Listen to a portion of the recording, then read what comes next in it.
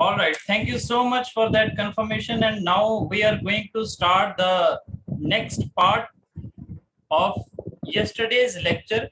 Yesterday we did, this was very important. This was evaluation system, which was relevant from the exam point of view, because clearing the basic concepts of evaluation was very much necessary. Although the probability of what we have already gone through yesterday is very low, okay, but still that was necessary to clear your concepts. Only then you shall be able to understand the today's topic. Okay, so today's topic is going to be for types of evaluation system, characteristics, necessity, process, everything we have already gone through, and I have already delivered you the live and recorded lecture as well.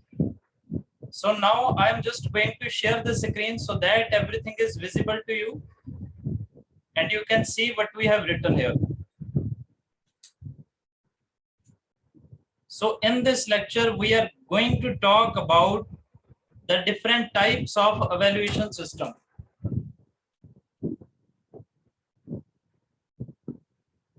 So these are all the things necessary, because in examination the topic or the question from types of evaluation systems can be asked.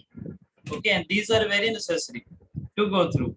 We cannot skip this part at any cost, because there is high probability that at least one question is certainly going to be asked from the specific topic, and this is types of evaluation. Okay, you would have observed, if you are in extreme touch with all the previous papers and the test series as well. Okay, because evaluation system is very necessary to go through for each and every student who wishes to learn about teaching aptitude.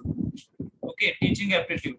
So this presentation is the same what we presented yesterday, but includes some other details like types of evaluation and some other details as well, which we are going to do now. So as usual, we have already gone through from the Kothari Commission evaluation process system.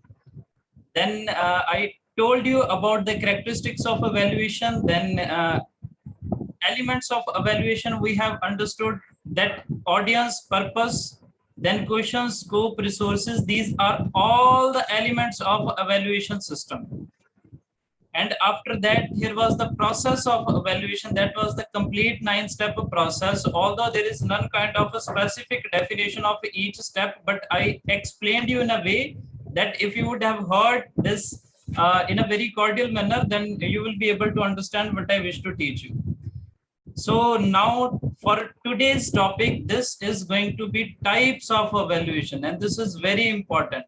Okay, although there have been written some, but maybe one or two types are more which are written in the next slide. So we go through from these. Before going through, I would like to tell why it is necessary to study the types of evaluation and what we shall study in these.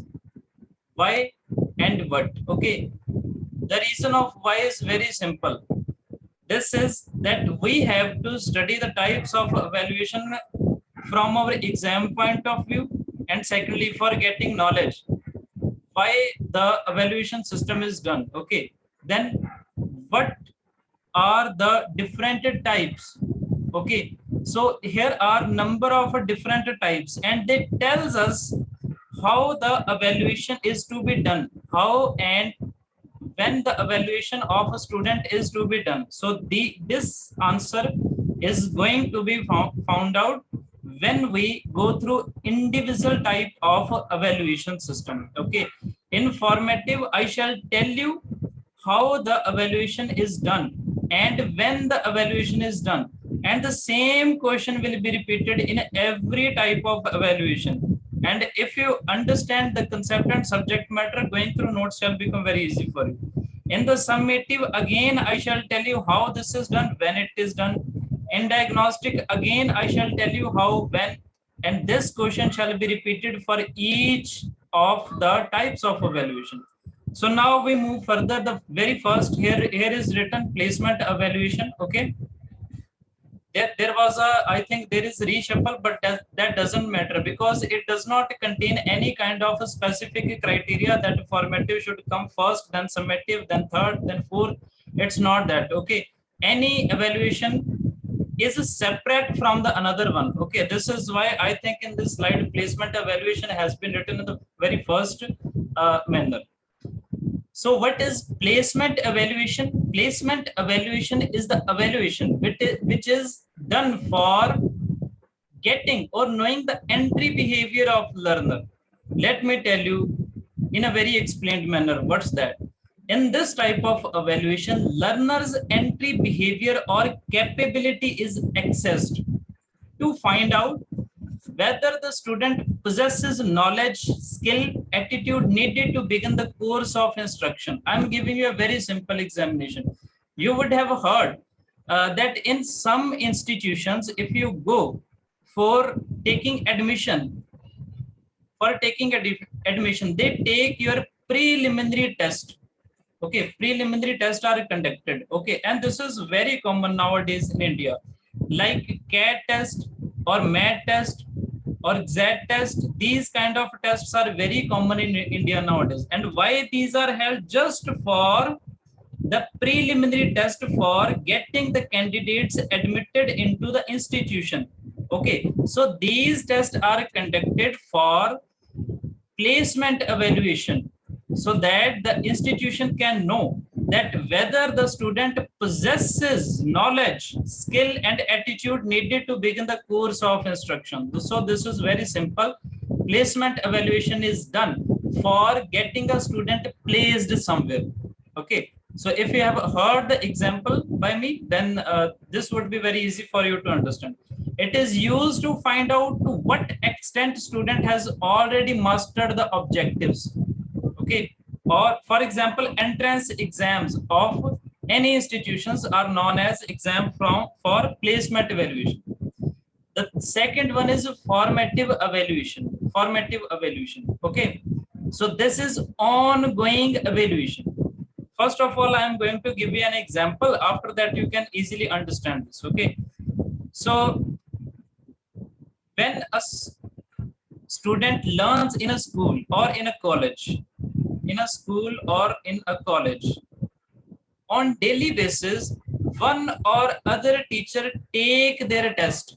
Okay, sometimes these are surprise tests, sometimes these are written tests, sometimes these are oral tests. You would have observed that when you were a student in school or even in college, your professor used to take your test on daily basis. Even I have taken the test, a surprise test for my students a number of times, almost daily basis in different classes. Okay, so these tests are for checking the ongoing performance of a student with the classroom, ongoing performance. Okay, so these tests or these evaluations are made for checking ongoing performance. So the tests which are conducted for checking the ongoing performance are known as formative evaluation test. Now you would have understood these. Okay, so it is the evaluation used to monitor students' learning progress during instructions with the purpose of providing ongoing feedback to students and teachers regarding the success and failure of a teaching learning process. So by just one example, you should be able to understand this by now. This is very simple. Formative evaluation, when the evaluation or the tests are conducted for the ongoing evaluation of or the in process evaluation of a student, this system is known as formative evaluation. So the first one was placement, for getting a student placed in an institution. Okay, the second is formative, for ongoing or in process evaluation of a student. The third one is summative, when the test or the evaluation is conducted once only. Once. You would have observed, because now you are the student of NET JRF. Okay, you have already passed post graduation. Tests are taken daily by your teacher, by me as well, but the final examination is taken only once. You have to appear in the final examination only once, And this examination is used to find out summative evaluation. So now you should be able to understand this. This type of evaluation is given at the end of the course or unit of instructions to find out which student to what extent has mastered the intended learning outcomes. Okay, so summative evaluation means when the evaluation is done at the end of the course period. So this is summative evaluation. Okay, though the results of summative evaluations are used for assigning grades or certifying learners mastery, they can also be used to give feedback. Okay, so this is summative evaluation. Now again, we are recalling each and everything we have gone through because my purpose is to make each and everything fit into your mind. The first one was placement, for getting a student placed in an institution. Formative, for in process or ongoing evaluation. Third, summative, which is done at the end of the course and it is done only once. So this is the difference. When a chef tastes the soup, okay, why the chef taste? The only reason that this is ingoing process, then he can know what are the lackings of or what are different lackings in the soup so that he can amend it right now. So this is a formative evaluation. Okay, but when the guest tastes the soup, then he make his opinion whether this is tasty or not. Okay, tasty or not. This is the final uh, evaluation. This is known as summative evaluation. So this was a general example. I thought it would be somewhat interesting, so that's why I have just added this. Otherwise you could understand from the point of view of student only. Okay, so now we move further. This is a diagnostic evaluation. This is done for knowing what problems the student is facing during his studies. Okay, so if I am asking you, if I'm calling you randomly, I call to all my students. Okay, if I call you, if I message you, okay, and if I ask you whether you have attempted today's test or not, and if I ask you whether you have seen the recorded lecture or not, so this is kind of a diagnostic evaluation. Okay, because I want to get the knowledge of whatever the difficulties are you facing in your studies. Okay, so this is a diagnostic evaluation. This type of evaluation is concerned with finding out the reasons for students persistent or recurring learning difficulties that cannot be resolved by standard corrective measures or for formative evaluation. So now I hope you would have understood that diagnostic evaluation is the evaluation which is done only for the reason to find out this learning difficulties being faced by the students. Okay, so its aim is to find out causes of learning problems only. Main function of diagnostic evaluation, and observational techniques or specially prepared diagnostic techniques can be used for this purpose. So this was the fourth one. Okay, first we did placement, then formative, then summative, then diagnostic, and fifth one we are going to, so this is just a difference between all these three. I would like to explain because it makes our study interesting. Okay, so diagnostic is before learning. Before you have learned something, I have to know what problems are you facing. Okay, so formative is during learning. During learning, I have to take your tests. I have to send you videos and ask you whether you have studied or not. This is formative assessment. Summative, after learning, you have to appear in the final examination. So this is summative assessment. So the next one is, this is actually, this should be the fifth one. This is a normative referenced test. Okay, this is also a part of evaluation system. Okay, why this is done? This is done to determine how does an individual learner performance compare to other.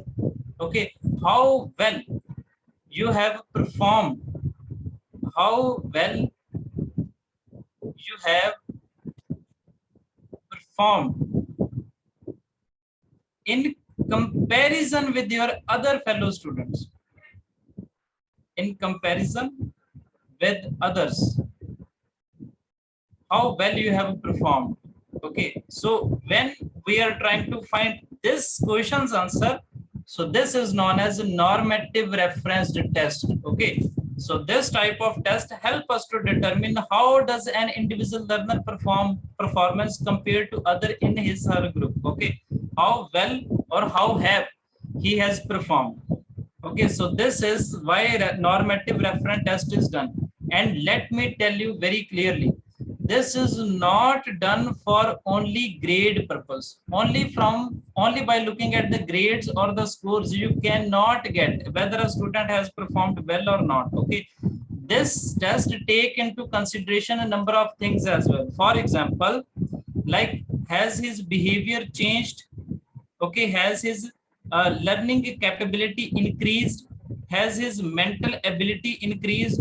Has his personality improved? Has he got more scores than others?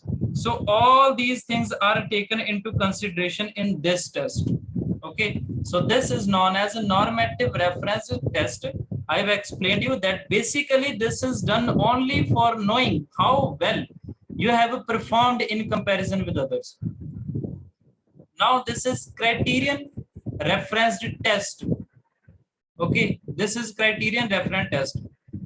This is not done for making comparison of a student with others. Okay, this is not done. This is just done to know whether the student has cleared a specific criteria or not. Okay, whether the student has cleared a specific criteria or not. Because for passing, suppose these are 40% marks. So this is a criteria. Okay, if you pass the examination, if you get more than 40%, if you get 41% or 50% or 90%, that means you have covered the criteria. Okay, so these kind of tests which are taken for finding whether you have qualified a certain criteria are known as criterion referenced test. So it is designed to find out.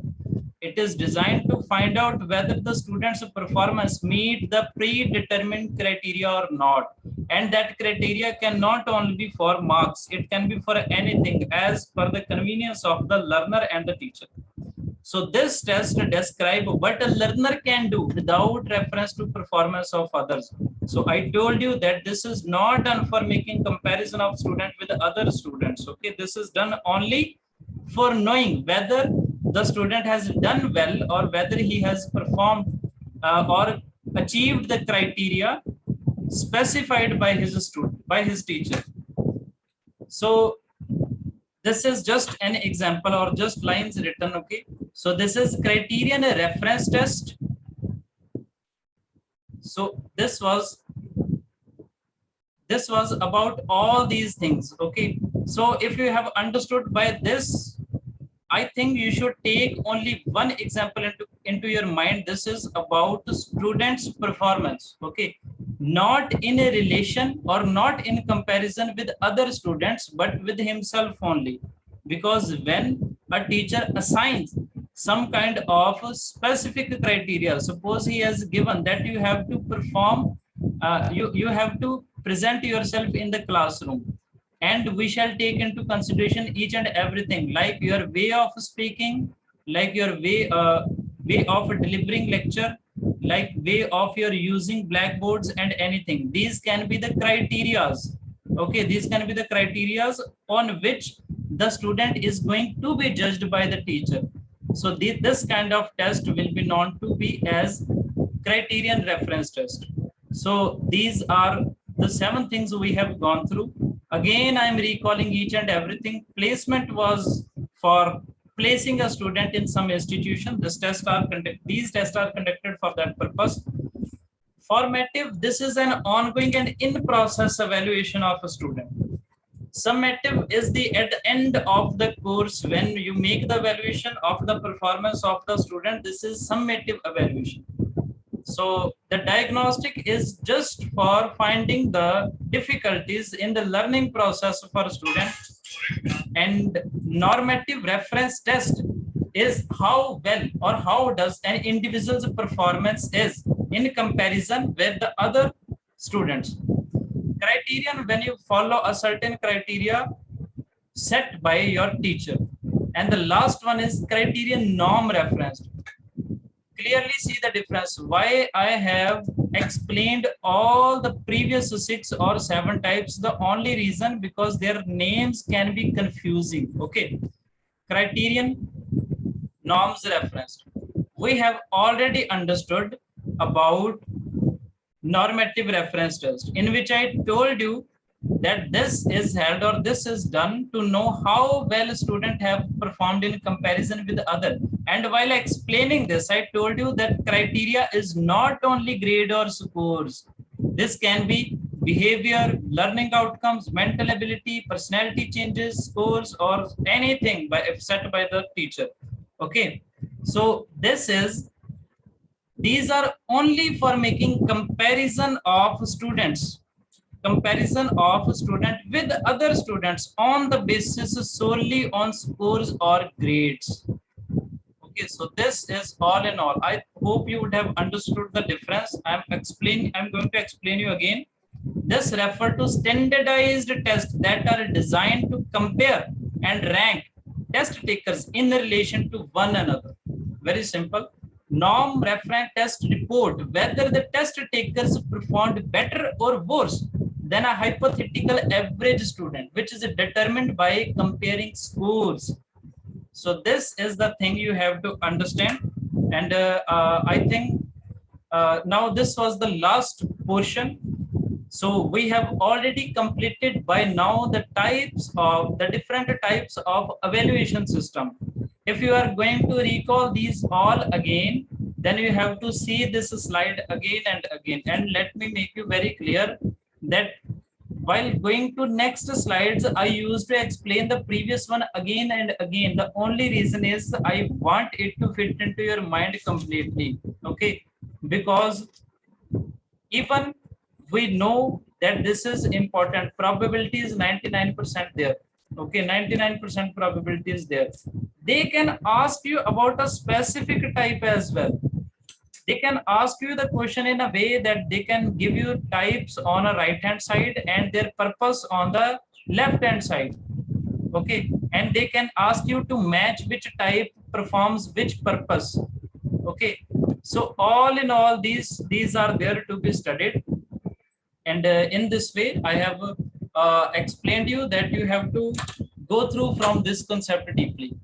Okay, so this was about all these things. These are types of evaluation systems. And finally, I would like to tell you again that you must be regular, because teaching aptitude is just about to finish in 1 or 2 days by now. Okay, only small portions are there, because credit based rating system, this is also a part of evaluation system.